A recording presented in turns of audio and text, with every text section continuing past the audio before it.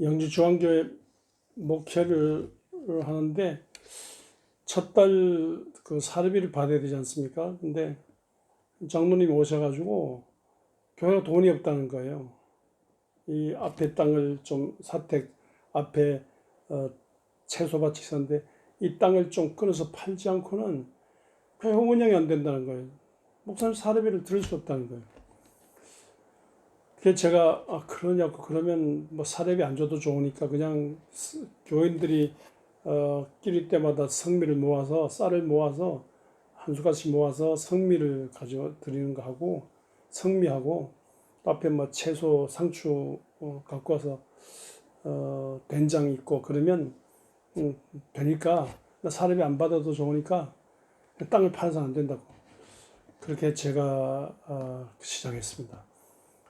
사례비 받지 않고 그렇게 시작을 하는데 그 신방 계절에 신방을 하면서 깜짝 놀랐습니다. 집주마다 다니는데 장로님들을 중심해서 권사님, 집사님들 다 살만해요. 좋은 집을 갖고 계시고 집안에 온갖 뭐 좋은 가구도 있고 집은 또 뭐 어느 정도 다 자녀들 좋고 다 잘 살아요. 근데 집을 중심해서 다 교인들 집집안 잘 사는데 교인들은 잘 사는데 교회가 돈이 없는 거예요. 하나님의 집에 양식이 있게 하고 그리고 하나님의 집이 잘 되고 풍성하고 그래서 이 가정마다 복을 받고 해야 되는데 거꾸로예요. 집집마다는 잘 되는데 교회가 돈이 없는 거예요.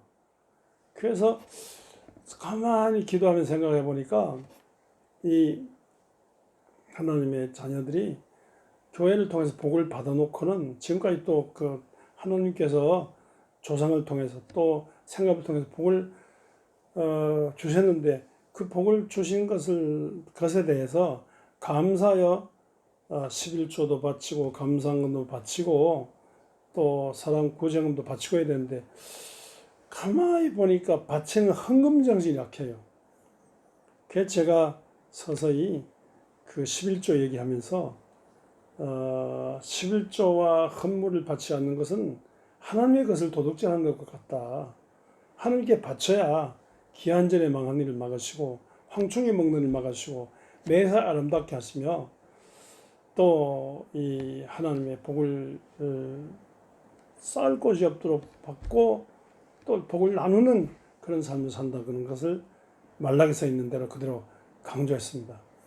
그리고 이제 자꾸 바치는 운동을 했는데 그래도 뭐 바치지 않아요. 그래도 끊임없이 제가 강조를 하면서 제가 거의 사례비를 받지 않고 섬길 정도로 또 교인들이 정성 주시면 또 바치고 그렇게 해서 바치는 운동을 했습니다. 그리고 월정이니 주정이니 이런 헌금 외에 하지 말고 하나님 앞에 11조 바치자고 11조와 감사금 바치자고 그렇게 제의를 했습니다. 그렇게 하는 중에 조금씩 교인들이 감사해서 바치고 그래서 교회가 부흥이 됐습니다. 어떨 때는 부흥회 같을 때 보면 막 너무너무 많이 바치는 운동이 바치는 뭐 심지어 뭐 금반지도 바치고 이 11조 바치면 뭐 헌금 사랑의 헌금 구제헌금 바치자 뭐 감사헌금 바치자면 바치고 그렇게 좀 바치는 것에 대해서 신경 썼어. 또 바치면서 마음의 기쁨이 있고 하나님께 드리니까 마음에 어떤 기쁨과 평화가 있는 것 같아요.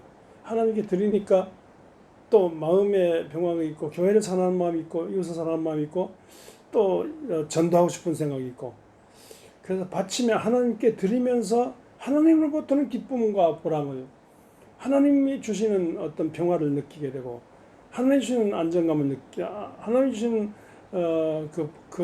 자신감 하나님께 함께 하시는 자신감으로 열심히 일해서 또 사업이 번창하고 그렇게 해서 일어나게 되는데 제가 사례비 받지 못하다가 나중에 사례비를 제대로 받으면서 더 감사해서 바치고 그래서 몸을 바치고 시간을 바치고 재물을 바치고 헌신, 봉사, 충성하는 일을 하게 됐습니다. 그 교회 3년 있다가 왔는데 3년쯤 할 때 떠날 때 보니까 어느새 그 교회는 재정이 차고 넘쳐가지고 낡은 교회를 헐고 새 성전을 지어야 된다는 꿈을 갖게 되고, 또 교회 묘지가 없었는데 성도들이 다 함께 하늘나라 갈 때 들어갈 교회 묘지를 하나 마련했는데 큰 산을 마련했습니다.